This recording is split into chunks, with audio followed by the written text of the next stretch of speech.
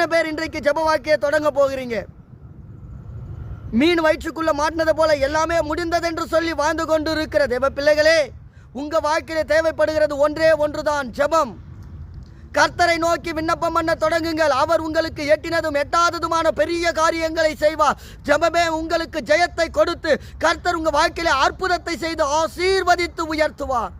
ஆமென். தேவ பிள்ளைகளே, ஜெபிங்க. கர்த்தரை நம்பி விசுவாசத்தோடு கூட ஜெபிங்க.